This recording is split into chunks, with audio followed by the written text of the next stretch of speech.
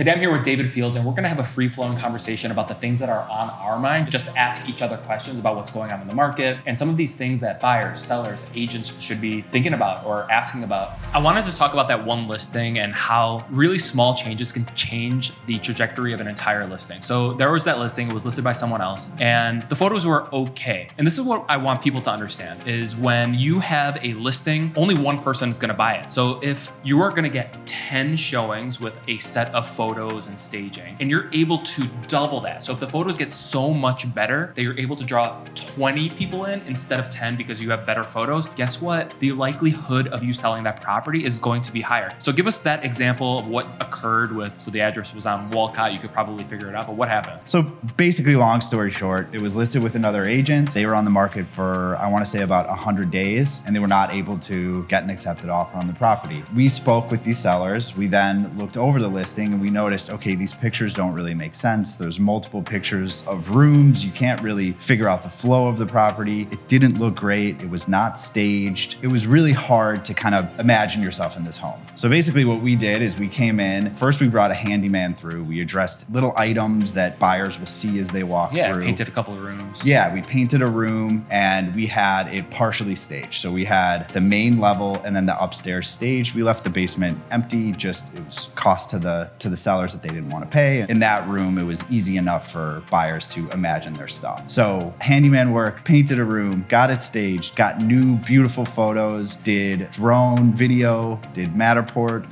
the whole 9 yards. And how many offers did we procure? Yeah, so within the first weekend of being on the market, we listed on a Wednesday. We got 3 offers that weekend and we were under contract. But this is what I want people to understand is people roll their eyes, oh, you take some photos and you throw it up on the market. No, these small differences. So a little bit of handyman work, much better photos, some thoughtful staging. It's all about the number of people you're able to draw in. And it was a drastically different result for our seller. As real estate agents, why do you think we have to do so much video? Why are we sitting here doing this right now? It's a really good question. I think a lot of people know that they should be doing it, but they don't do it. It's advertising, it's marketing. Nobody is going to market our business for us, so we have to do it ourselves. Why do you want to work with an agent who is doing this amount of video? If you look at your Instagram or TikTok or mine, scroll, it's video after video after video. Yeah, I could probably give you a dissertation about this, but I think the simplest way to put it is if your agent's not willing to market themselves as a business, do you really think that they're going to give you the best service? And I think there's something as simple as we're out there, we're understanding what sellers and buyers are doing at a different scale because we're out there that much more. And honestly, for any agent who's watching, it's just good for business. 100%. Also, the other thing is that we're providing free value to anyone that follows us. So I think in this business, providing value is the most important thing that we do as agents. And to show consumers that, hey, we're here, we know what we're doing, and we're giving this to you at no charge goes a long way. Why did you get your real estate license? And at what point do you think prospective agents should get theirs? When I got my real estate license, it was primarily to facilitate my house flipping work. So I was doing a little bit of property management, some general contracting and flipping houses. And I just wanted to have control over the entire process. But this is what I always tell people is second to your driver's license, I think your real estate license for anybody is a very marketable piece of paper, if you will. Even if you're just going to use it as a side hustle, if you can get 2 or 3 people a year to use your services, they probably shouldn't use you if you're only doing 2 or 3 transactions, but you can make a ton of money that way. And if you're looking to get into a profession like property management or construction or development, having your real estate license is super attractive to people like us. So if you're interested in getting your license, it's not that complicated to get it and it's not that expensive. And I think you should just do it. You just entered real estate for your first year. What's the number one tip you would give a new agent? The number one tip I would give is find somebody that does a lot of business and work for them for free. That's it. I mean, I didn't think you were going to go that direction. All right, what's the second tip? Put yourself out there. Let people know what you're doing. Don't be a secret agent, as they say. So let everybody. Cheesy. Yeah, it's cheesy, but it's true. Let everybody that you know that you're a real estate agent and get to networking. This is all about, it's a relationship business. So it's all about the people you know and who knows you. What about the last? If you only could give 3 pieces of advice, what would be the third? The last, I would say, just learn as much as possible about not just a real estate transaction, but about real estate itself. Building materials, what do things cost? What is good construction?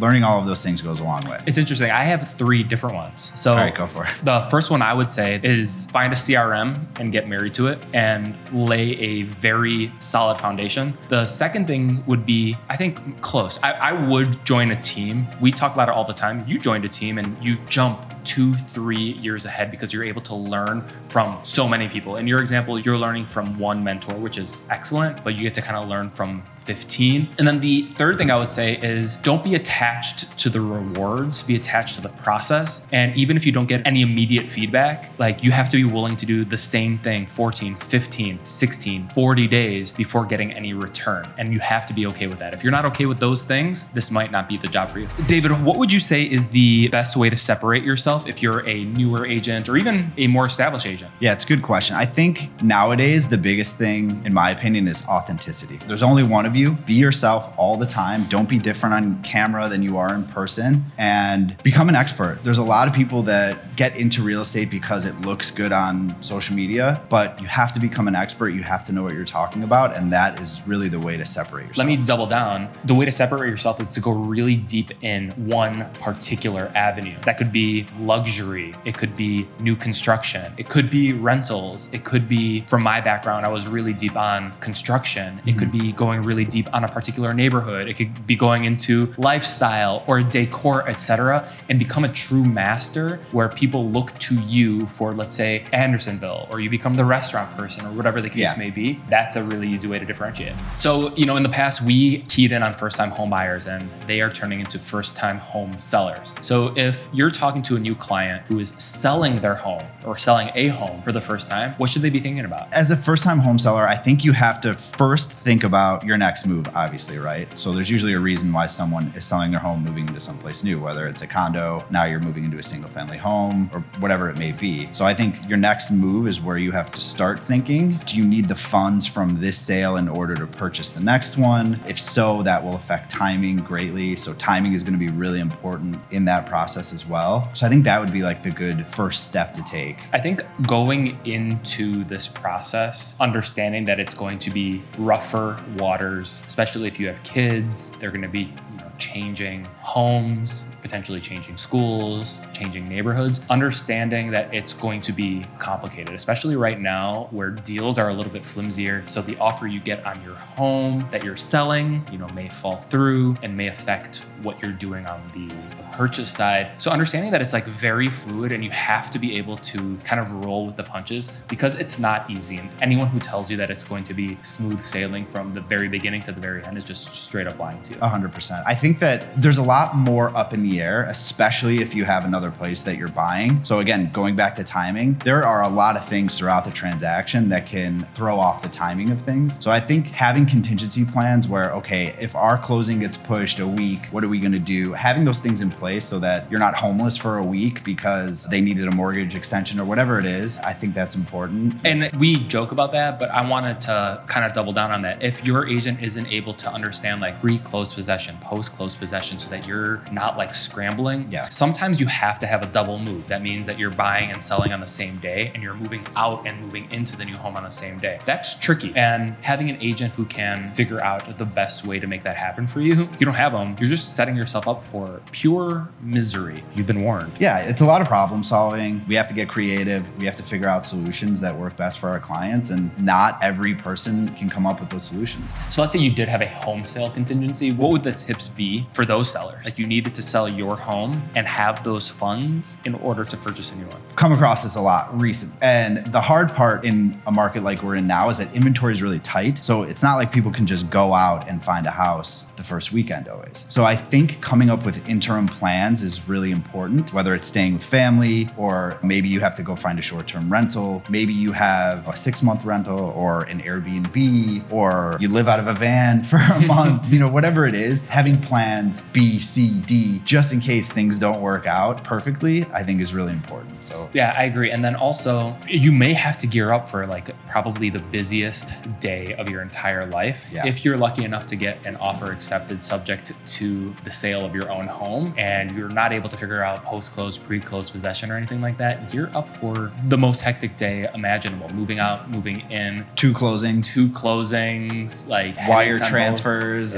which has become less less and less common, I think, because of COVID. Yeah. You're a first-time home seller and you want to spend $5,000 and they can be spent in one of three places. Rank them where you think the money is best spent. Staging, handyman work, painting. I'm gonna go staging 1, painting 2, handyman 3. I think you can't spend enough on staging, frankly. Yeah. It's the difference between, I think that you get 20% minimum more people through the door. That's the whole name of the game. You want to talk about marketing? If we're real estate agents, you know what marketing means? Getting people into your home. And that is the easiest way. I'm sure your stuff is beautiful, but if we're able to get all of your stuff out and have a blank canvas and you have an interior designer come in and make it look like a magazine, you're probably putting yourself in a better situation. All right, David, you're moving to the city for the first time. You just got a job transfer, let's say, you and Steph in Brooklyn. And I gave you these three options. You could live in a townhome in Lakeview, a loft in River North, or a duplex down in West Town. Which are you choosing? And they are all $700,000. It would be either between duplex down or townhouse, more kid friendly. I think I'm gonna do townhouse because I just feel like you get a little bit more privacy. You are living vertically, which we've seen these townhomes in Lakeview for $700,000. It's gonna be tight. It's gonna be tight, yeah. But you don't have anyone on top of you. You probably get a little bit more in terms of like yard space, maybe an attached garage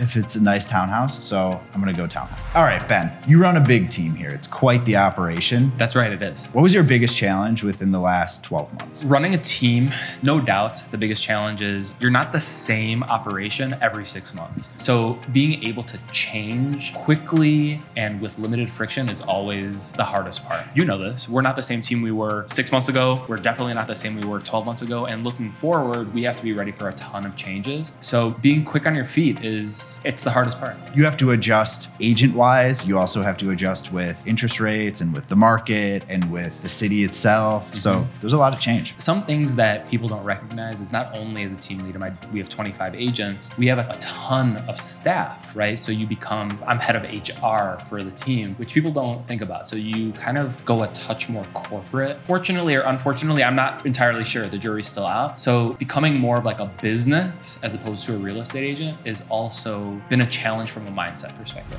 This year has been filled with ups and downs given inventory and interest rates, deal cancellations, etc. How do you maintain a positive attitude day in and day out? To start, I think I'm just kind of naturally a positive person. It's weird saying that about myself, but I feel like it's just kind of my nature. But on top of that, I try to avoid all the noise. There's so much noise that goes on in the industry with interest rates and with the market and with, the city's doing this and the mayor and all this stuff. But at the end of the day, I focus on my clients. All of that stuff obviously plays a factor, but I know that if I focus on my clients, providing them value, doing the tasks that provide them value, can I boil it down? It all works out. Let me boil it down for you. You control the controllables. All the other stuff, you said it's just noise. There's a lot of emotion in residential real estate, especially we work with a lot of buyers, a lot of sellers, and they have a lot of emotional ups and downs. Yeah. And then you deal with agents who probably shouldn't be in the business who, let their emotion get involved. How do you deal with it? I think it's just focusing on the facts and not, again, it's noise, right? Like people have egos, people want to argue, people want to make their point. But at the end of the day, it's like, how does this affect my clients? How does this affect the deal? All right, what do you want to do about it? Yeah, exactly. You said your piece. What are you asking of us? How can I position that to my clients? How can I put them in a position where they're comfortable with it? And it's just like, it's mediating and getting to the fact of the matter. It's interesting. Yesterday, I had a closing and the final walkthrough was pretty horrible. Like it was dirty. Yeah. They weren't fully moved out. And I get this sob story from, the agent saying, the movers did this. Yeah. And my clients are devastated and they called me crying. Thank you for that story. It was lovely. I would love to hear it again. What do you want to do? Are you asking me to push back closing? Exactly. Are you offering, what are we doing here? And I think the best agents can cut through the noise, stay level-headed, and not get into, frankly, pissing contests. Yeah. I think it's our job to be the ones that stay level-headed and focus on the end goal. So it's easy to get caught up in emotions, but that's not why we're here. We're here to be a buffer for our clients and so that they don't have to deal with that craziness of emotion. So when when I was just starting out, I was looking for my first scheduler, and I put ads out on Craigslist or Monster.com. This was back in like 2014. I don't remember which site I used, but I was getting a lot of people who would just like auto apply. So I said in like the bottom 3 quarters, I was like, the only way I'm going to respond to this email, if you apply, in the subject line, you use the word spaghetti. And that's how I'll know that you have attention to detail and you actually are applying for this job, like on purpose. Another interesting story about when I was just starting out. So when I was starting out, I was primarily managing my dad's portfolio. So we had 40 rental units on like the west side of Humboldt Park. And I would put these ads up on Craigslist and I would just get so many calls. And I have a friend, his name is Nate Ginsberg. He was kind of ahead of the curve on VAs. So he's like, Ben, you have to check out these VAs. They're $2 an hour in the Philippines. You won't believe it. So Abby, I still remember her name, in 2014, she would field all these calls and I would give her 5-minute increments for these showings because we had so many no-shows. So I'd just be like sitting there for no reason. So I wouldn't care if she like double booked, but shout out Abby. We rented so many apartments. And that was my first look into, efficiencies and outsourcing and leveraging, an invaluable experience. It's funny that you say that because I literally got my real estate career started basically by posting ads on Craigslist. I would post 50 ads a day. I would pay there was this thing called penny posting, and you could automate the Craigslist postings, and we would post like 50 a day, and my email would absolutely blow up. I did not use any efficiencies besides going through and responding to emails, but I rented a lot of apartments out. I wish I was in your life back then. Who would have?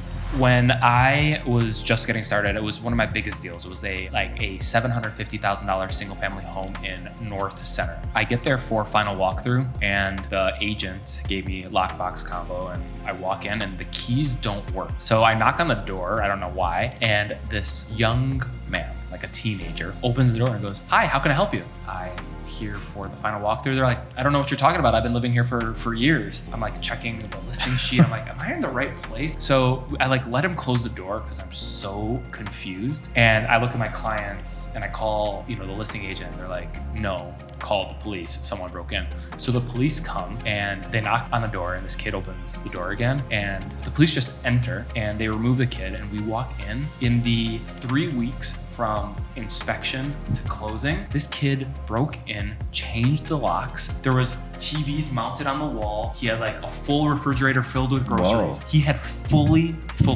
moved in. The interesting part is there's a TV, there was like a PlayStation, there was some furniture, and what do I do with all of this stuff? And the police are like, we're kind of done here. Obviously we go in, we do the final walkthrough, and 30 minutes later, the kid shows up with his dad. So it was like a 16-year-old in the neighborhood. Oh my God. Shows up with his dad and like apologizes. I don't know anyone who's actually topped like the weirdness of that one. That's weird. Did they take their stuff back? No, a lot of it was like mounted and the dad wanted to teach the kid a lesson. That's wild. If you made it to the end of this video, drop a comment using the word spaghetti and we'll send you a special gift. Spaghetti.